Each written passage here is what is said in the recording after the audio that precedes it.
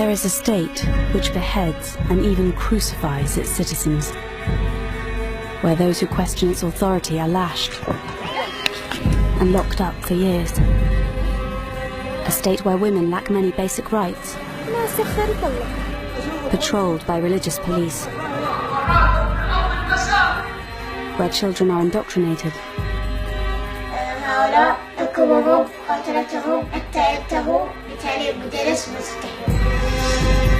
but this is not the Islamic State. This is the Kingdom of Saudi Arabia. A close ally which buys billions of pounds worth of British arms, whose security forces we equip and train, even though they're in conflict with many of their own people, whose oil we buy, and whose royals get the red carpet treatment. We have a relationship with Saudi Arabia because we receive from them important intelligence and security information that keep us safe. Working with a team of Saudi undercover cameramen, What's this? This film sets out to penetrate one of the world's most secretive and repressive states. The women, they're imprisoned. They just fear freedom. Because of American and European support to the Saudi monarchy, our people have suffered. And we will uncover how Saudi money and ideology has helped drive terrorism around the world. I think there's a very real threat that the ideology that comes from there is posing to us. Morally, we need to make a stand. I think that the chickens are coming home to roost on this one.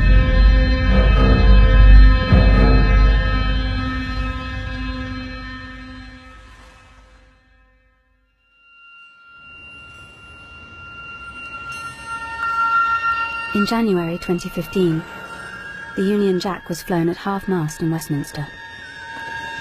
A very special mark of respect for a close ally. The Saudi ruler, King Abdullah, had died. Many world leaders came to the capital city, Riyadh, to pay tribute.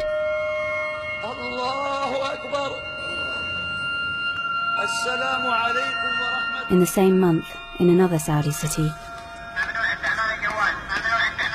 a young blogger was whipped in public. Raif Badawi was convicted of insulting Islam after he spoke out about his government and religion.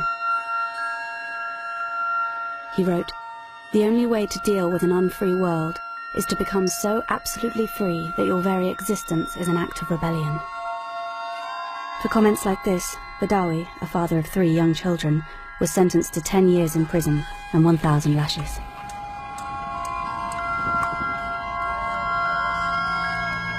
We don't approve of what Saudi Arabia does, we don't like what they do, but they are a necessary evil in combating other regimes. And of course, ultimately, they have a lot of oil. No country is the perfect ally, perfect partner, without any reservations whatsoever. So, you know, welcome to the real world, welcome to the Premier League.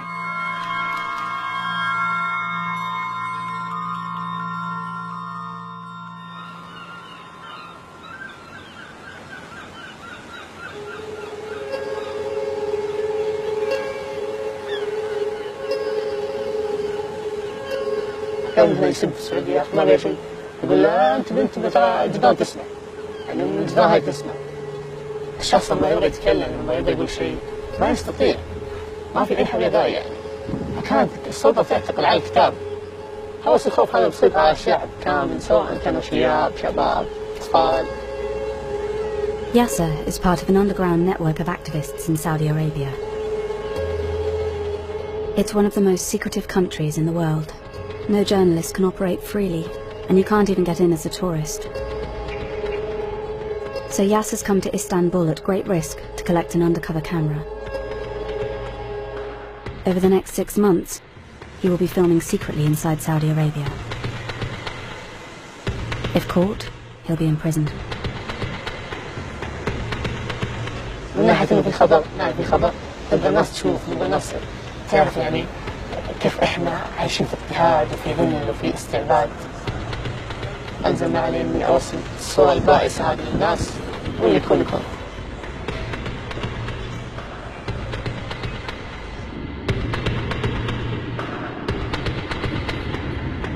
2 days later, Yasser is flying back into Riyadh to begin filming undercover.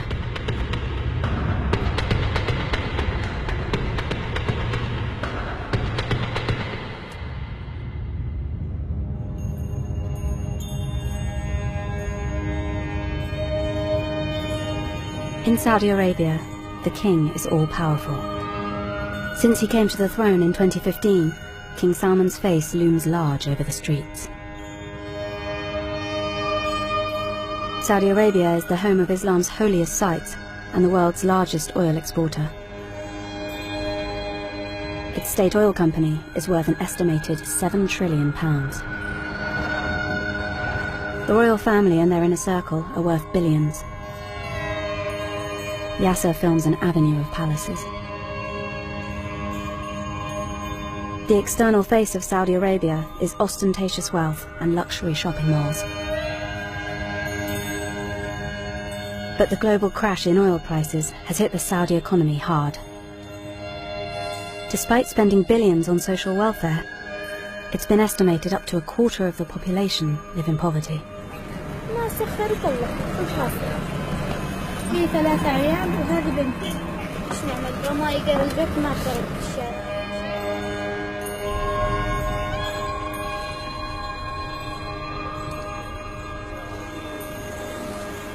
راح أخليكم تشوفون وين هالناس عايشين.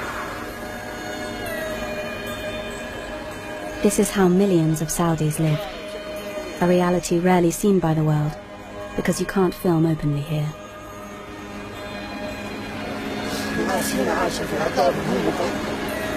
الواحد غرفة الشيخ القدسية. الأطفال يبيعون. لا إله إلا الله. الناس بالنسبة شوفوا كيف. شوفوا مجاري شوفوا. السوق.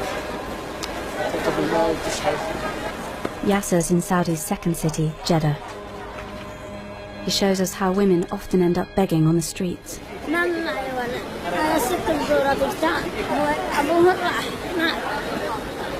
It's estimated only 1 in 5 Saudi women of working age have jobs. And without a man's support, many end up on the street. Yasser and his friend head down to the beach to play their lute. But before they even get there, they run into the religious police on patrol.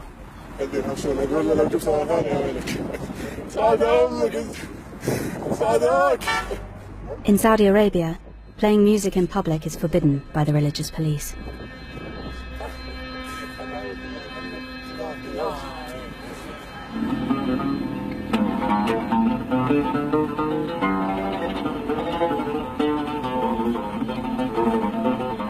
After Yasser and his friends have been there for less than 5 minutes, the police return. This was the last shot recorded before Yasser's lute and hidden camera were smashed.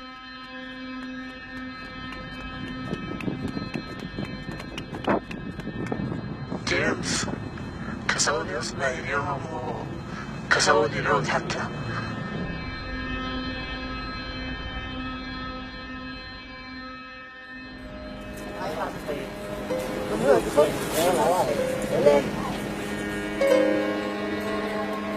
For Yasser and his friends, the religious police are a constant menace. Their official title is the Committee for the Promotion of Virtue and the Prevention of Vice. They patrol the streets and shopping malls, enforcing strict Islamic laws. Activists like Yasser have been filming and sharing clips to expose what they say is their constant harassment.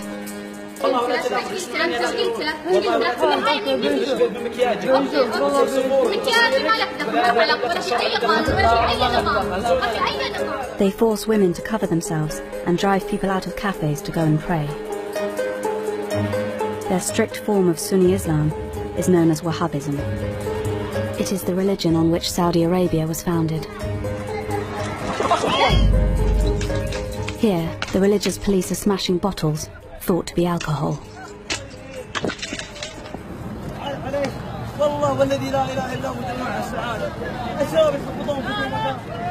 The majority of Saudis are thought to support the state Wahhabi ideology.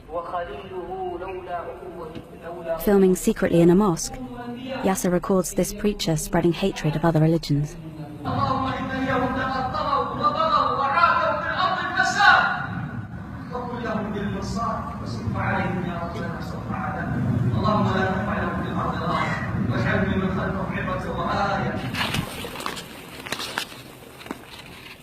The state Wahhabi ideology is taught to Saudi children from an early age.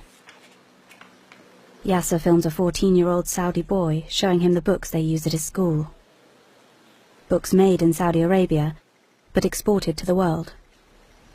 يستخدمون في المدرسة طبعا الشيعة والكفار المسيحيون هؤلاء حكمهم مقاتلتهم حتى ينتهوا طبعا هؤلاء سينحرون يعني بتعليم مدرس مستحيل.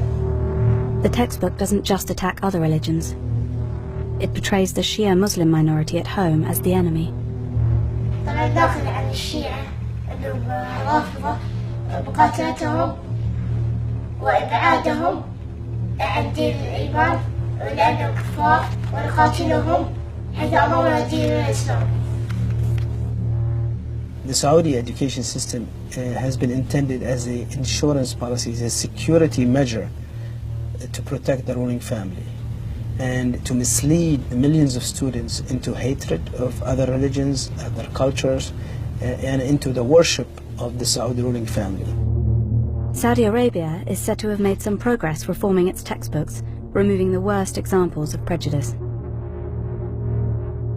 But these books are still found in mosques and schools around the world, everywhere from Britain to areas of Syria controlled by ISIS. No wonder thousands of Saudis joined ISIS and other terror group, because they were trained in Saudi schools. From the foundation of Saudi Arabia, the support of the religious establishment has been central to the royal family's grip on power. The regime uses traditional Islamic punishments. Executions are often carried out publicly with one sword blow to the neck. The headless bodies are sometimes then displayed publicly. According to human rights groups, King Salman has asserted his rule by stepping up the rate of executions to its highest level for 20 years. In 2015, Saudi Arabia executed 157 people. This Burmese woman was convicted of killing her stepdaughter.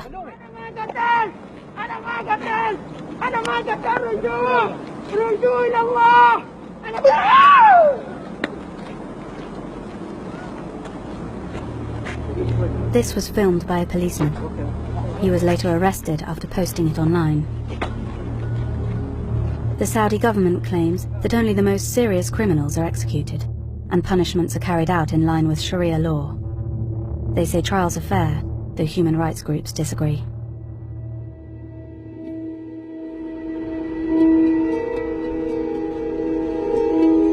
في النهاية تكمل فهم العربيين تسجيلهم تعتقلهم تعتدي عليهم.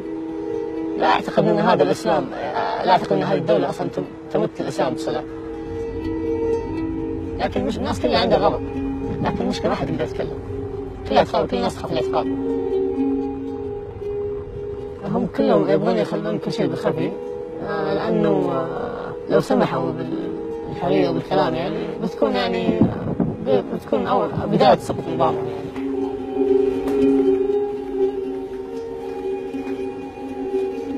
In Saudi Arabia, criticizing the government, criticizing religious people are considered as acts of terror. And people are reporting on each other, targeting their fellow citizens. So everyone becomes, more religious than ever. Everybody becomes more pro-government than ever. So we're going into a fascist society. The Saudi government says the anti-terror law strikes a balance between prevention of crimes and protection of human rights, according to Islamic law. One activist's story, more than any other, encapsulates Saudi suppression of free speech. موقع الليبراليين السعوديين هو أثار حفيظة المتشددين بصفة عامة في السعودية لأنه كان يفضح ممارسات. This is Raif Badawi, speaking before his eventual arrest in 2012. هم وعلى وجه الخصوص ممارسات هيئة الأمن المعروف والنهي عن المنكر، فذلك حملهم على محاولة تخويفي ومحاكمتي في الموقع الليبرالي السعوديين على أنه يسيء للإسلام. هذه الساحة وليست جمالية في الجد. الأشخاص الذين أنا أعتقد أن رايف شخص أبدى برايه بكل احترام، لم يرفع سلاح، لم يقتل أحد، لم يفجر، لم يكفر.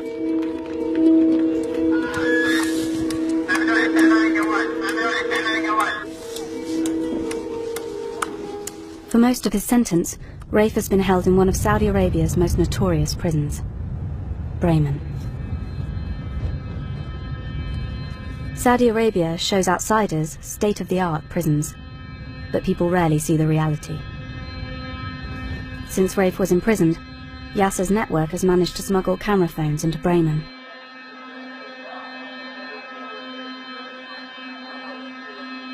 What they found was chaos and lawlessness, and prisoners injecting themselves.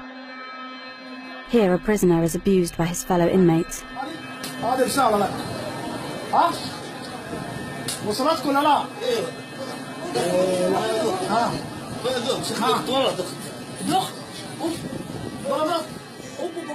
The British government had approved a £6 million contract to train Saudis on how to run its prisons.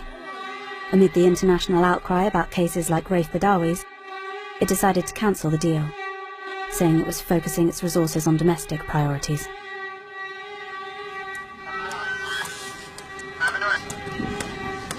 Raif Badawi has received no more lashes since the first 50, but his sentence of 10 years still stands.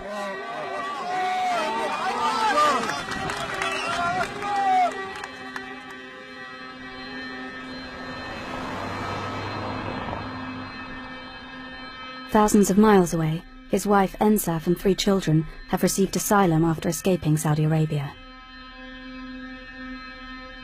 They haven't seen their father for 4 years. انت بتعرف وين هو بابا؟ وين؟ بالسجن؟ بالسجن ليش؟ ليش ما أعرف. شو عمل؟ بس هو ما عمل شيء، بس لأنه كتب وبعدين هذا وبعدين راح على السجن. بقول يا ريت إنه أرجع وأقول له إنه ما يكتب هذا. When does he think he will see his dad again? بس أنا نفسي إنه يجي اليوم. وفكرك إمتى رح تشوفه؟ ما أعرف. 10-year-old Dudi and his sisters only get very rare phone calls with their father from prison.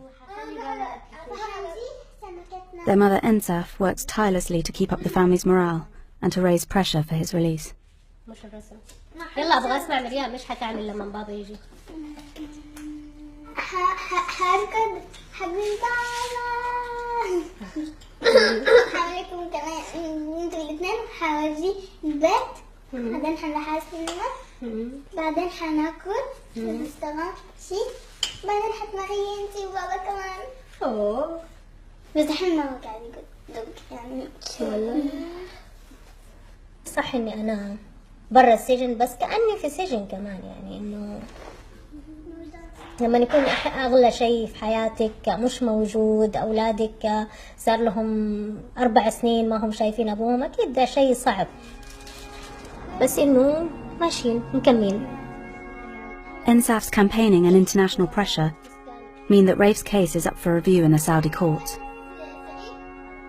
والله بصراحة أنا دائما عندي أمل قبل السنة الجاية إن شاء الله على نويل هذا يكون رايف معانا ومن زمان، بس لحد الآن لسه ما جاني ولا أي خبر كويس من السعودية.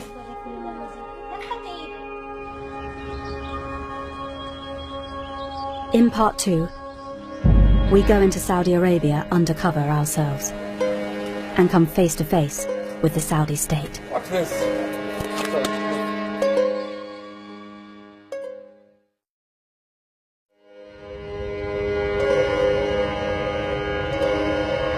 Our undercover cameraman Yasser has been filming for us at great risk. He and his network are trying to reveal the other side of our close ally.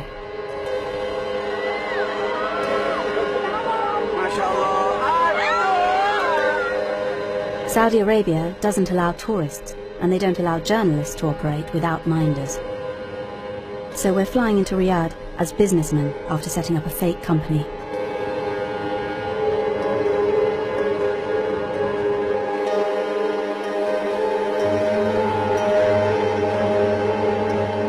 We're taking secret cameras to record our trip. When we get to passport control, there's a bad moment. The border guard looks directly at our hidden camera.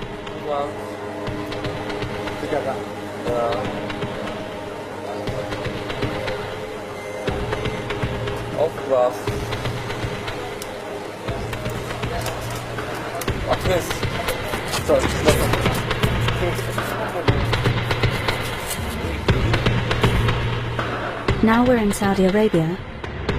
All filming we do is forbidden. Our cover story is that we're here for a business conference. On the way, we visit one of Saudi Arabia's most notorious landmarks, known as Chop Chop Square. It's the scene of many of Saudi Arabia's public punishments, and there's a heavy police presence. It has drainage for the blood from the executions.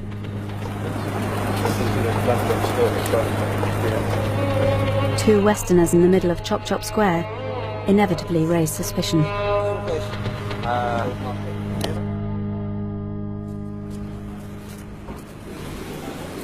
We're going to a cyber security conference, representing CyberSafe UK, a company we've set up for this trip.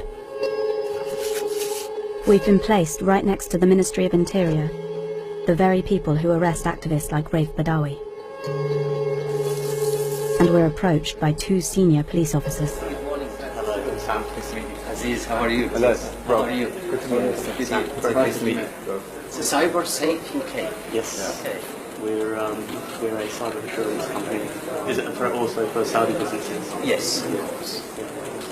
And what's your cyber insurance? This man is head of cyber security for the Saudi police. He's keen to talk about his connections to Britain and America. It's a very good experience, honestly, with the Phoenix Police Academy. Yeah, amazing. So a lot of senior Saudi police will go to America. Yes, yes. And also I had 3 training courses in UK. Tough? Yeah. British police officers? Oh my God. The British government has been reluctant to make public details about its contract to train the Saudi police. But now we are hearing about it from 2 officers who've been through the training.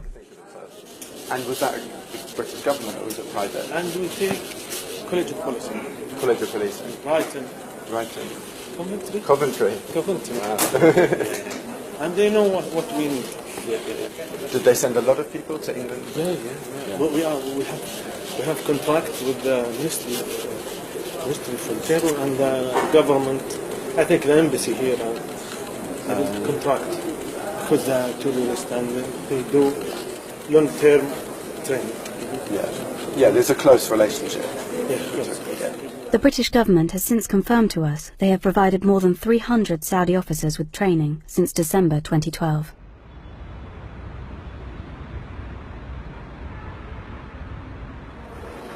Despite some reforms in education, employment and politics in recent years, women still don't have the same legal rights as adult men. Women can't drive and struggle to perform many simple tasks such as going to the doctors without a male guardian.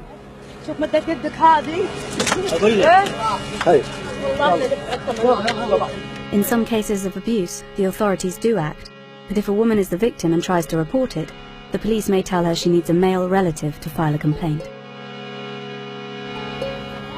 This is a tribal society, and it's been kept this way. Violence is a symptom of the position of women in a society because it reflects how people view the roles of women. The philosophy of the government is to keep the control of the man, or the power of the father, basically. So violence is used as a disciplinary way or a controlling way. But some women in Saudi Arabia are starting to fight back. One woman has become the figurehead for the new women's rights movement. It's to meet her that we've come to Saudi. Loujain Hathloul is Saudi Arabia's most prominent women's activist, a constant thorn in the side of the regime. She uploaded videos of herself driving as part of a campaign to change the ban against it. أهلين، معكم لوجين الهذلول. أنا الآن في طريق الغويفات بحاول أقطع الحدود السعودية من هناك ونشوف وش يصير. Moments after this was filmed, Loujain was arrested trying to enter Saudi Arabia. She was imprisoned for 73 days without trial. Eventually, she was released, but she is banned from travelling, and she says she still has terrorism charges against her.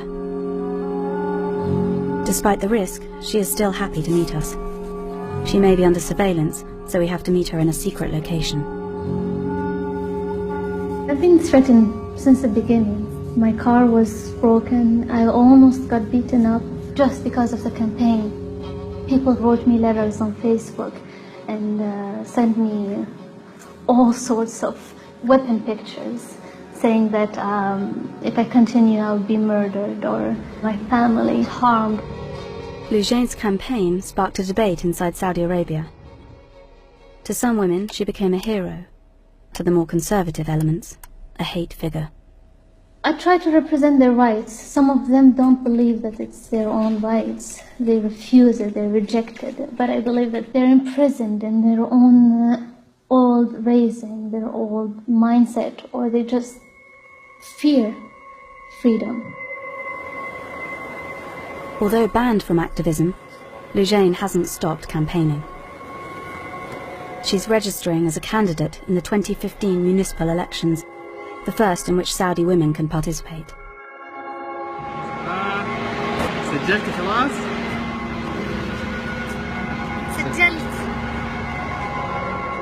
It's scary. I'm not saying it's not scary, but I'm continuing. I am not stopping. I'm stepping, shaking while stepping, yes, but I'm not giving up.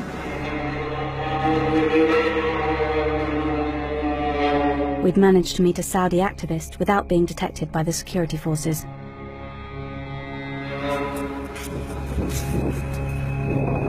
But when we get back to the hotel, there's a shock. The fake company website we've set up has been hacked. It's pretty dark. I should be out.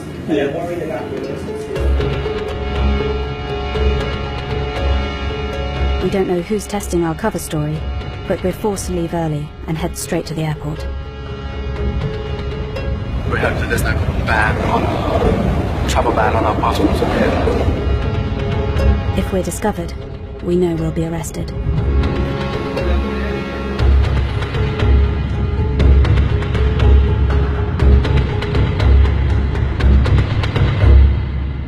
We'd got out, but Yasser is still filming inside. One of his network is driving to a region that's witnessed serious unrest, and the first signs of potential cracks in Saudi rule. The east of Saudi Arabia is where most of the Shia Muslim minority live. He's come to meet the family of a boy who has been condemned to death, aged just 17.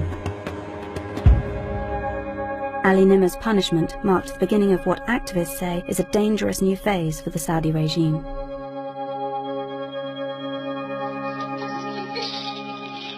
ما تفضحي. ما يتفضحي ما يحاول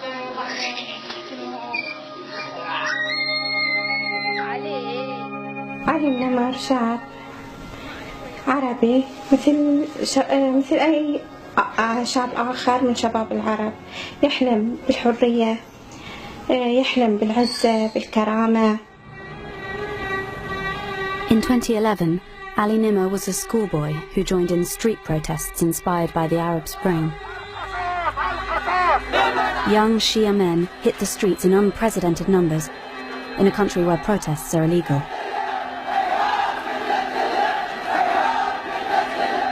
As the days passed, the confrontations with the security forces became more intense. The Saudi police reacted to the protesters with bullets. Scenes like this have raised questions about Britain's contract to train Saudi police.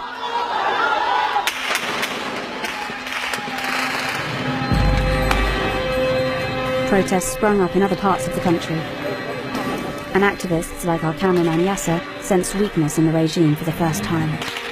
كان عندي شعور إنه إحنا ننتصر خلاص، يعني جاءت اللحظة اللي خلاص إحنا نتغلب على هؤلاء المستبدين اللي عشرات السنين استبدوا فينا واستعبدونا يعني.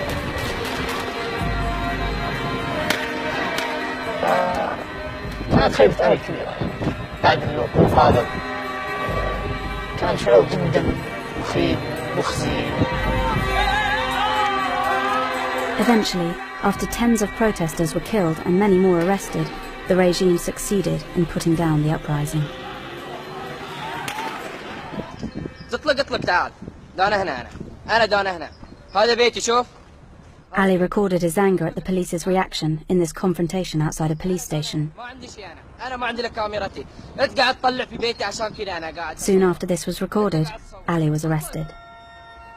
He was charged with numerous offences, including throwing a Molotov cocktail and organising protests by text message. His family say he was tortured into confessing. اتصل علي من الرياض، سمحوا له بالاتصال وقال أن هناك أوراق في المحكمة وفيها حد الحرابة. علي طفل صغير سألني بابا إيش حد الحرابة؟ علي سألني إيش حد الحرابة بابا؟ The punishment for treason is beheading, followed by being publicly crucified. But some felt Ali was being punished because of this man. Sheikh Nimr was Ali's uncle. He was seen as the spiritual leader of the protests. نحن على امتداد 100 عام نعيش ظلم وجور وخوف وترهيب، لا نخاف الموت ونعشق الشهادة. طبعا صعب يعني ليلي ونهاري الذكرى ما يغيب عن بالي، على طول الذكر عليه موجود في بالي، على طول لساني ينهج بالدعاء إليه بالفرج إليه. أشياء كثيرة في البيت تعني لي علي، كل البيت أصلا يعني لي علي. The British government says it has lobbied to spare Ali the death penalty. But in September 2015, Ali's death sentence was confirmed, with no more chance to appeal. In the same week, it was revealed Saudi Arabia was made the chair of a UN Human Rights Council panel of experts.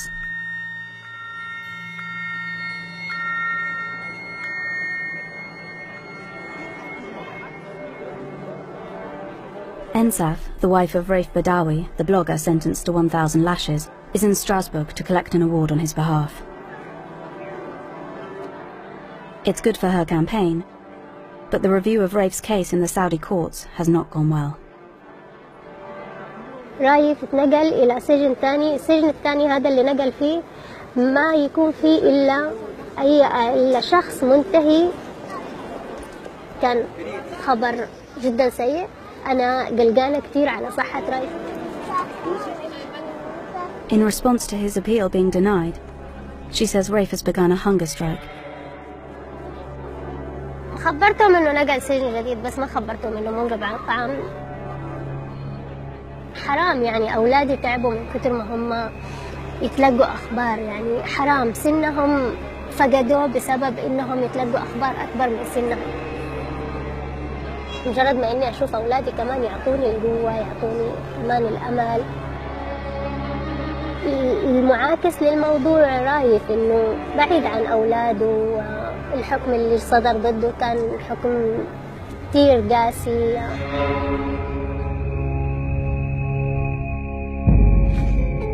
In part 3, we uncover how internal Saudi ideology has been spread around the world.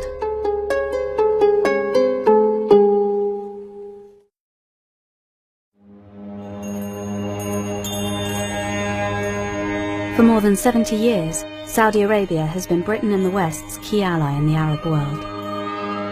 The government says they've kept us safe by sharing intelligence and helping us fight terrorism and foil attacks. Very, very nice to see you.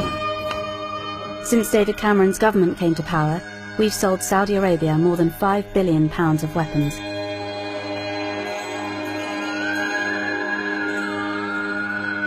Saudi Arabia has been a very important partner.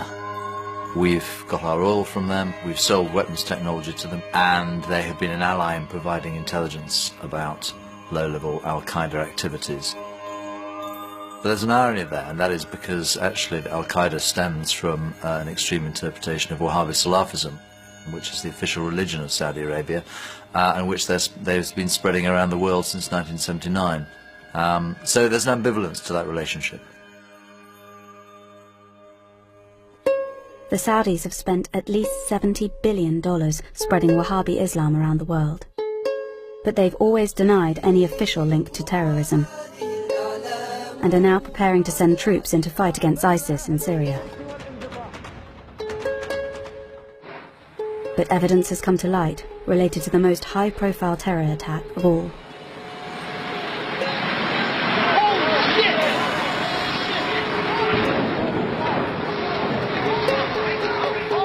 "15 of the 19 hijackers on 9/11 were Saudi citizens.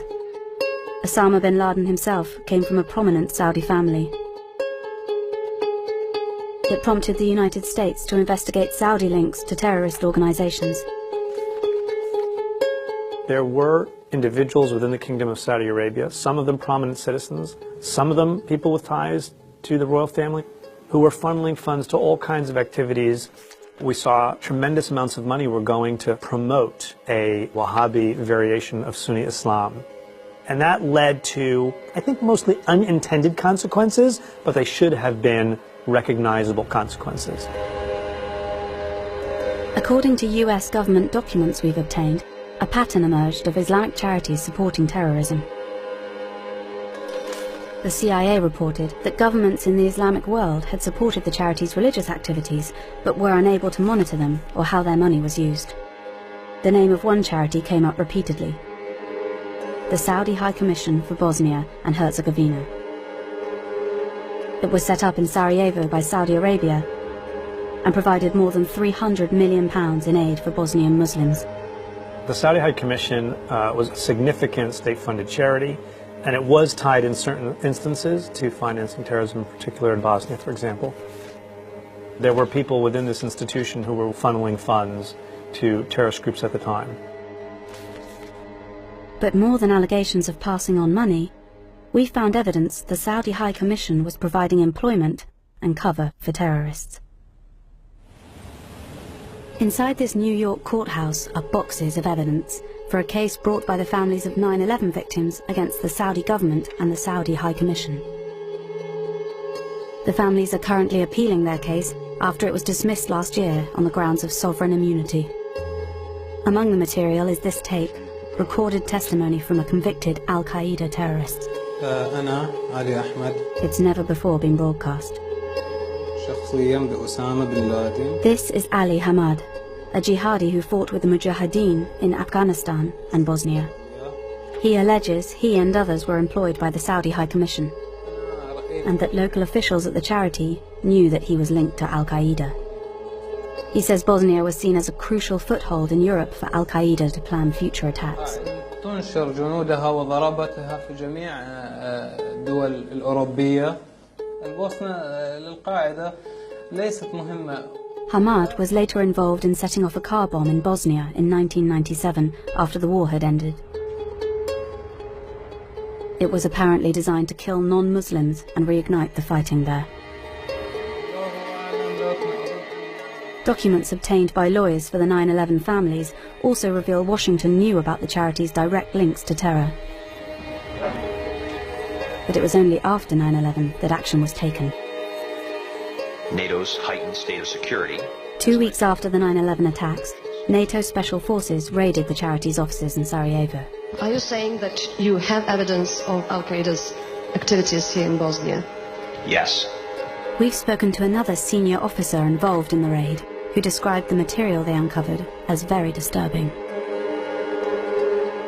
A hard drive of maps of military buildings in Washington, information on how to fake State Department badges, and before and after pictures of the World Trade Center.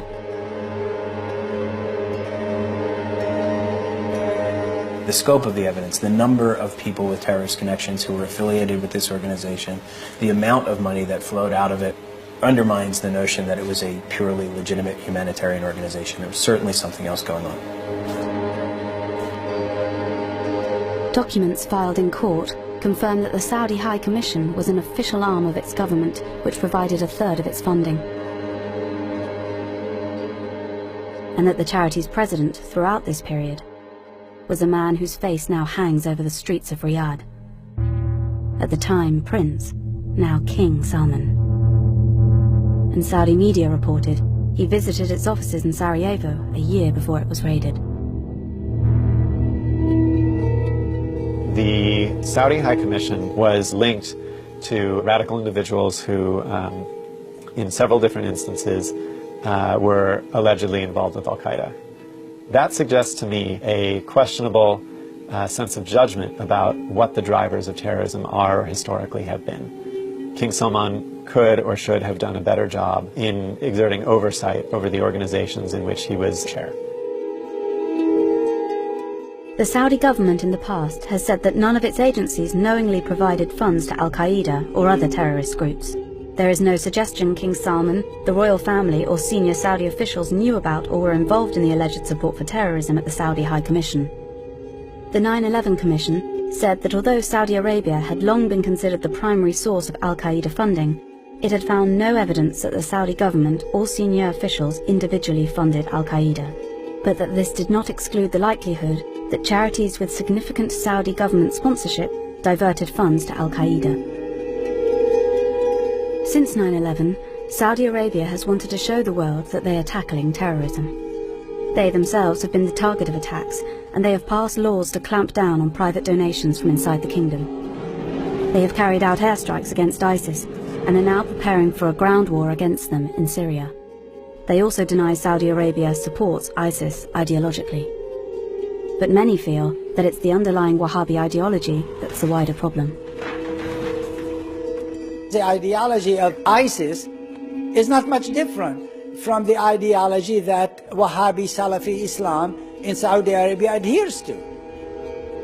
Unless the Saudis deal with this issue, we are going to constantly fight yesterday's war, and even if we defeat ISIS, there'll be another terrorist organization, perhaps with a different name, as long as they have this ideology that emanates from Saudi Arabia.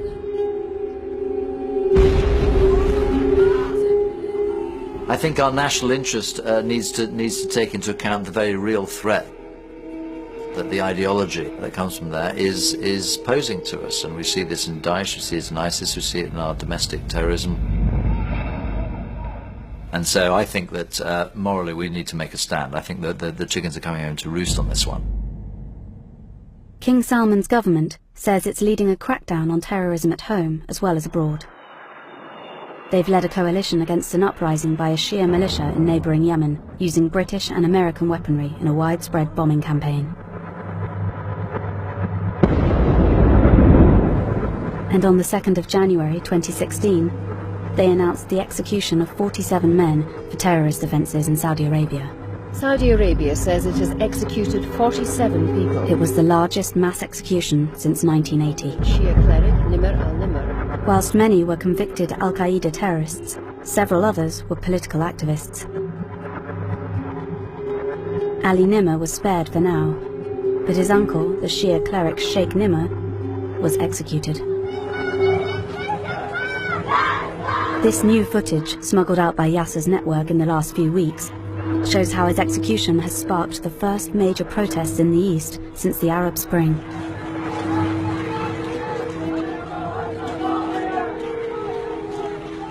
أنا شخصيا أعتبر أن السيف مسلط على رقبته. يتوقعون أن تكون هناك ارتدادات، يتوقعون أن يكون هناك فلتان في الشارع. فما بالك لو لا سمح الله أقدموا على الإعدام. I mean, the execution of Sheikh Nimr is a signal that the Saudis were sending not to the Shia only, but to all dissidents, secular and Islamic. They will not tolerate any dissent because they are viscerally opposed to sharing power. The executions have clearly had an effect on the activists we've been filming. Yasser has now been working undercover for 6 months, every day risking arrest. But he tells us that after the executions, the situation has become too risky to continue. جيمس ما أقدر أكمل، أخوياي كلهم اعتقلوهم، والكاميرا لو شافوها عندي بيقولون عني أنا إرهابي، والناس ما مبسوطين أبد. الحين عرفنا حقة ملك. The elections, billed as a great advance for women's rights, went ahead. But women's activist Lujain Hathloul was missing from the ballot. Definitely, yeah. I'm the troublemaker for them. That's why they don't really want me. Or actually, I think it's the case of me being a very vocal person about human rights or women's rights. Unfortunately, the religious establishment is not really aligned with any of the economic, social, or best interests of the 30 million people living in Saudi Arabia. Their needs and best interests and voices should be heard, and it will continue to be an issue for the people and for the political system until it's resolved. It's not going to go away because people are being imprisoned or even executed.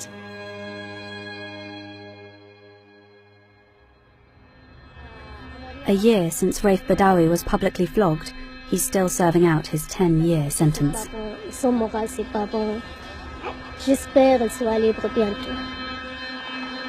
His wife Ensaf hasn't heard from him since the executions happened. بصراحة يسألوا هم الفترة هذه كتير ليه بابا ما عاد اتصل. ما عندي جواب. أنا ما بعرف. لأنه فعلا أنا ما بعرف ليه. كل الأخبار اللي نسمعها ما أحب أحكي عنها عشان ما يجي خلط في راسي، فما أحب إني أحكي عنها. أحب إنه دائما أنا مقتنعة قناعة تامة عن إنه كل اللي قاعد يصير مختلف عن قضية رايف تماما.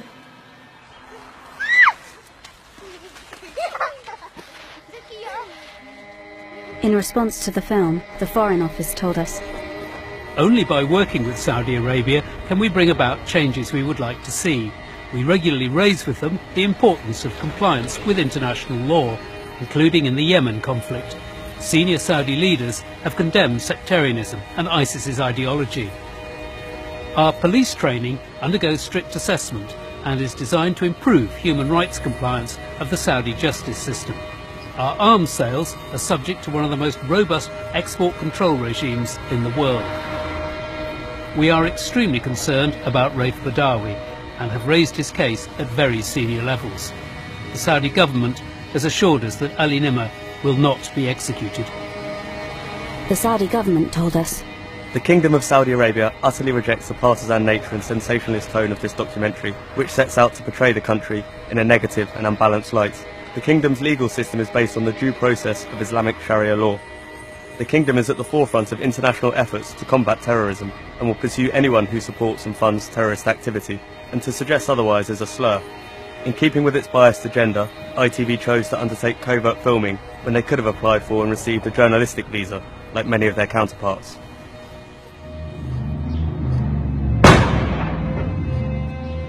Activists say they're being forced underground, but with the spread of phones and cameras, it has become impossible for the regime to control what the world sees.